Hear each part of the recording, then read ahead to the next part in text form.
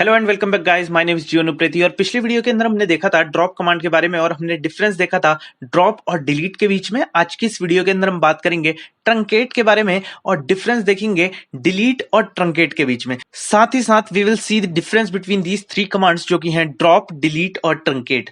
So let's get start with this video. सो सबसे पहले यहाँ पे मैं खोल लूंगा अपना MySQL। फटाफट से मैं डालूंगा अपना पासवर्ड और यहाँ पर मैं MySQL शेल के अंदर एंटर कर चुका हूँ। अब हम देखते हैं कि कैसे हम ट्रंकेट कमांड को यूज करेंगे। सबसे पहले मैं कर लूंगा अपना यूज स्कूल नाम का डेटाबेस हम यूज कर रहे हैं। अगर आप इस सीरीज को फॉलो कर रहे हैं तो आपको पता ही होगा। नाउ इसके अंदर अगर मैं शो टेबल्स अभी करके देखूं तो यहाँ पर हमको स्टूडेंट 1 और स्टूडेंट 2 टेबल दिख रही है। मैं फिलहाल यूज करूंगा स्टूडेंट 1 टेबल को और स्टूडेंट 2 टेबल को आपको इसकी एक्सप्लेनेशन और प्रैक्टिकल इंप्लीमेंटेशन दिखाने के लिए। सबसे पहले मैं आपको दिखा देता हूं कि स्टूडेंट 1 और स्टूडेंट 2 के अंदर बेसिकली डेटा क्या क्या है। अगर मैं लिखता हूं सेलेक्ट स्टार फ्रॉम स्टूडेंट 1 तो हमको यहाँ पर दिख रहा है डेटा, ये सब डेटा है। मैंने दोबारा से इंसर्ट कर लिया था। सेम डेटा आपको स्टूडेंट 2 के अंदर भी दिखेगा। यहाँ पर भी हमको सेम डेटा दिख रहा है। मैं स्टूडेंट 1 और स्टूडेंट 2 टेबल को यूज करूंगा जैसा कि मैंने पिछली वीडियोस के अंदर भी यूज किया था और यहाँ पर भी मैं इसी में आपको दिखाने वाला हूँ। सबसे पहले हम क्या देखेंगे कि ट्रंकेट कमांड को यूज कैसे करें। अब ट्रंकेट कमांड को यूज करने के लिए पहली रिक्वायरमेंट ये है, हमको ट्रांजेक्शंस यूज करने पड़ेंगे। हमको एक ट्रांजेक्शन को स्टार्ट करना पड़ेगा और फिर हम उसे कमिट वगैरह करेंगे या तो हम रोल बैक करेंगे। ट्रांजेक्शन को हमको यहाँ पे यूज करना होगा। ट्रांजेक्शन को हम क्यों यूज करेंगे? बेसिकली एसक्यूएल ट्रांजेक्शन हमको बेसिकली एक पावर देती है रिटर्न बैक करने के लिए एक सेफ स्टेट पे अगर हमारी एसक्यूएल क्वेरी या कमांड्स के अंदर कोई भी एरर अक्कर हो जाता है तो। फॉर एग्जाम्पल आपने गलती से कोई एक एंट्री डिलीट कर दी और आपको लगा कि इस एंट्री को हमको डिलीट नहीं करना चाहिए था, आपसे एक मिस्टेक हो गई। आप रिटर्न बैक कर सकते हैं अपनी प्रीवियस स्टेट पे रोल बैक करके और आपका डेटा एज इट इज पहले जैसा था वैसा का वैसा मिल जाएगा। जबकि हम अगर इसी काम को विदाउट ट्रांजेक्शन स्टार्ट किए करते हैं तो हम इस फंक्शनैलिटी को यूज नहीं कर पाएंगे। देखते हैं कैसे हम ट्रांजेक्शन को स्टार्ट करें और कैसे हमको इसको यूज करना है। मैं स्टार्ट करता हूं। उससे पहले आपको एक छोटी सी बात जस्ट बताना चाहूंगा। डिलीट कमांड हमारी डीएमएल कमांड थी और हमारी ड्रॉप कमांड डीडीएल कमांड थी। मैंने पिछली वीडियो में भी बताया है। सिमिलरली हमारी ट्रंकेट कमांड भी एक डीडीएल कमांड है, that is a data definition language. अब मैं स्टार्ट करता हूं। हम ट्रांजेक्शन को स्टार्ट करते हैं बेसिकली MySQL के अंदर स्टार्ट ट्रांजेक्शन लिख के। हम लिखेंगे स्टार्ट ट्रांजेक्शन और मैं दूंगा सेमीकोलन और जैसे ही मैं एंटर करूंगा तो हमारी ट्रांजेक्शन यहाँ पे स्टार्ट हो चुकी है।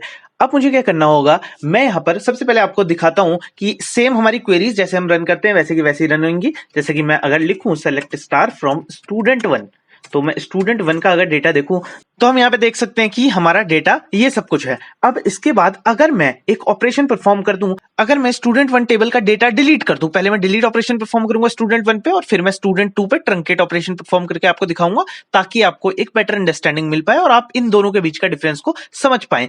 क्योंकि डिलीट और ट्रंकेट बेसिकली कई बार कंफ्यूजन क्रिएट करते हैं क्योंकि ये सेम से ऑपरेशंस को परफॉर्म करते हैं। हम देखते हैं।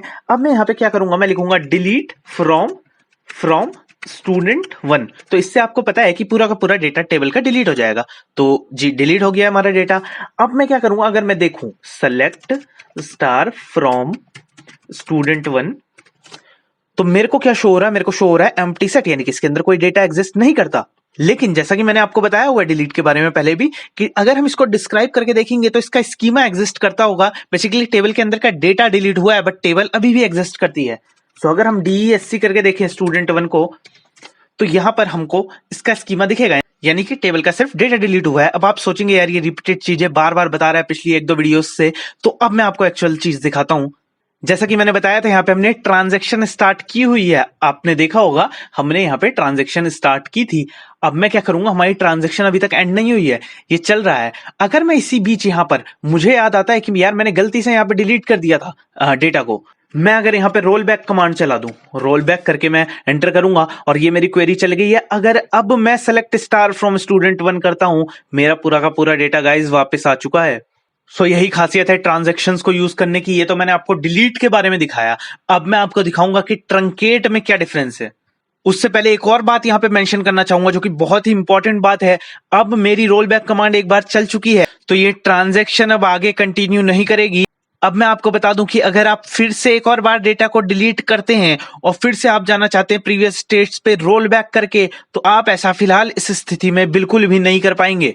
अब अगर आप डिलीट करेंगे तो वो परमानेंटली डिलीट हो जाएगा और रोल बैक कमांड हमारी नहीं चल पाएगी। आपको अगर चाहिए तो आपको फिर से स्टार्ट ट्रांजेक्शन करना पड़ेगा और आगे फिर आप इसको प्रोसीड कर सकते हैं।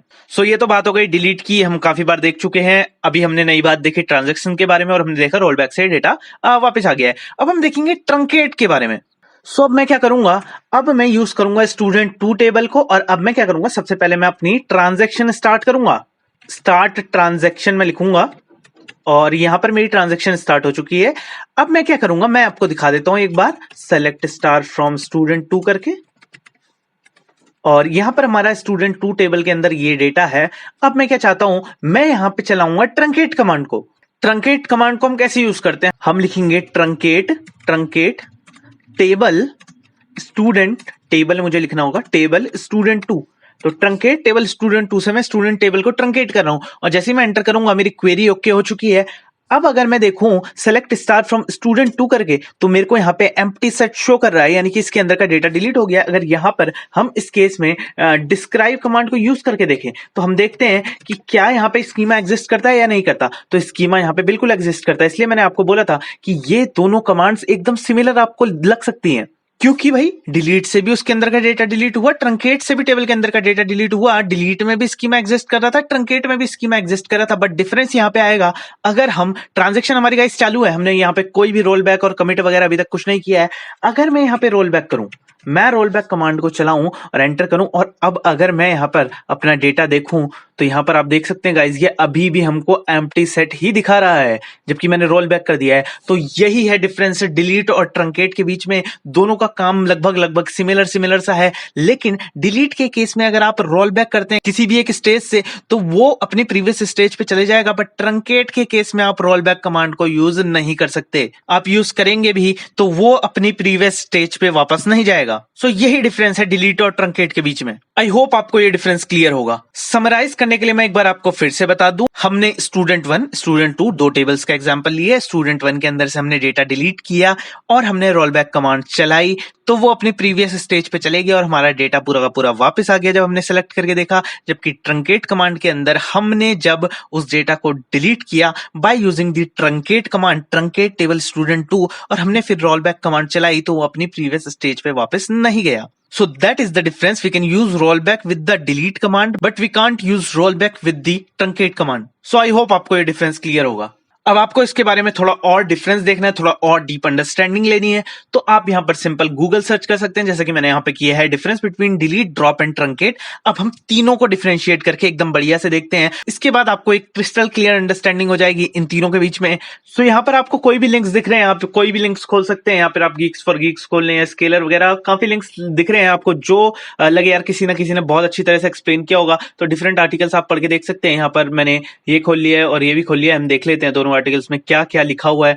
यहाँ पर हमको डिलीट वगैरह दिया हुआ है, अगर यहाँ पे कोई टेबल वगैरह हमें मिले तो उससे हम देखना चाहेंगे। सो यहाँ पर आप देखें तो फिलहाल यहाँ पे हम ऐसे ही देख लेते हैं। सो यहाँ पर दिया हुआ है डिलीट एक डीएमएल कमांड है, जैसा कि मैंने बताया है, ड्रॉप एक डीडीएल कमांड है, साथ ही साथ हमारी ट्रंकेट भी एक डीडीएल कमांड है। सो यहाँ पर लिखा हुआ है it is used to delete all the rows of a relation, यानी कि टेबल इन वन गो, एक ही बारी में वो पूरे टेबल के डेटा को डिलीट कर देता है। और यहाँ पे इंपॉर्टेंट बात लिखी हुई है कि ट्रंकेट कमांड से हम सिंगल रो को डिलीट नहीं कर सकते, क्योंकि हम वेयर क्लॉज को ट्रंकेट कमांड के साथ यूज ही नहीं कर सकते। सो यहाँ पे आप पढ़ के देख सकते हैं। फिलहाल मैं देखता हूँ अगर यहाँ पर हमको कोई टेबल वगैरह दिखे जिसमें कि हमको डिफरेंस समझाया हो। हाँ, यहाँ पर हमको एक टेबल मिली है।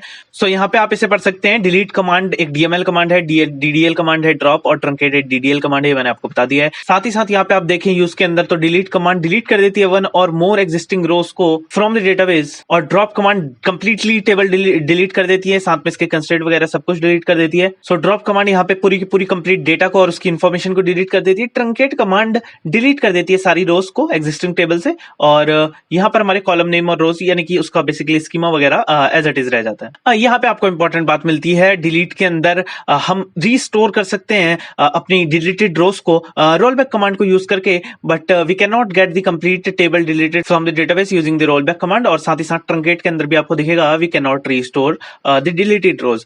रोल बैक कमांड को बेसिकली हम डिलीट में यूज कर सकते हैं, ड्रॉप और ट्रंकेट में यूज नहीं कर सकते। यहाँ पे मेमोरी स्पेस में आपको बताया हुआ है कि एलोकेटेड स्पेस जो है टेबल का, उसको मेमोरी से ये फ्री नहीं करता, डिलीट के केस में, साथ ही साथ ट्रंकेट के केस में भी नहीं करता और ड्रॉप के केस में कर देता है। सिंपल सी बात है, क्योंकि हमारी टेबल बेसिकली एग्जिस्ट कर रही है डिलीट और ट्रंकेट के केस में, तो हमारा बेसिकली जो एलोकेटेड स्पेस है वो एज इट इज रहेगा, जबकि ड्रॉप में तो हमारी टेबल ही डिलीट हो जा रही है डेटाबेस से, तो स्पेस हमारा फ्री हो ही जाएगा। साथ ही साथ आपको परफॉर्मेंस स्पीड भी बताई हुई है कि डिलीट कमांड स्लोवर है, ट्रंकेट फास्टर है और ड्रॉप भी फास्टर है डिलीट से, but not as compare to the truncate command. So ये सब चीजें आप यहाँ पे पढ़ के देख सकते हैं। सो फिलहाल मेरे को आपको यही सब बताना था कि ट्रांजैक्शन के अंदर हम कैसे ट्रंकेट कमांड को यूज कर सकते हैं और डिलीट को कैसे यूज कर सकते हैं। मैंने आपको तीनों के बीच का डिफरेंस भी दिखाया और साथ ही साथ मैंने आपको प्रैक्टिकल इंप्लीमेंटेशन दिखाई हुई है तीनों के बीच की। डिलीट और ड्रॉप का डिफरेंस हमने पिछली वीडियो में देखा था, इस वीडियो में हमने डिलीट और ट्रंकेट के बीच में डिफरेंस देखा। सो आई थिंक आपको इन तीनों के बीच में क्लियर अंडरस्टैंडिंग हुई। डिलीट को यूज करके कैसे हम सिर्फ एक सिंगल रो को डिलीट कर सकते हैं, इन सब चीजों के बारे में मैंने एक अलग से डिलीट के ऊपर वीडियो बनाई हुई है। सो इन सब चीजों के बारे में जानने के लिए आप इस सीरीज को फॉलो करें। यहाँ पर मैं धीरे धीरे वीडियोस सारी अपलोड करते जा रहा हूँ और यहाँ पर आपको सीक्वेंस वाइज एकदम वीडियोस सारी की सारी मिल जाएंगी। सो आई होप यहाँ पर आपको इस वीडियो का जो मेन मकसद था डिलीट, ड्रॉप और ट्रंकेट के बारे में आपको बताने के लिए, वो आपको डिफरेंस एकदम क्लियर होगा। सो आपका ज्यादा समय ना लेते हुए इस वीडियो को मैं यहीं पर ही एंड करूंगा। सो मैं मिलूंगा आपसे किसी और एक वीडियो में एक नए कंसेप्ट के साथ। सो फिलहाल के लिए इस वीडियो में इतना ही। Thank you so much guys for watching this video and I will see you in the next one.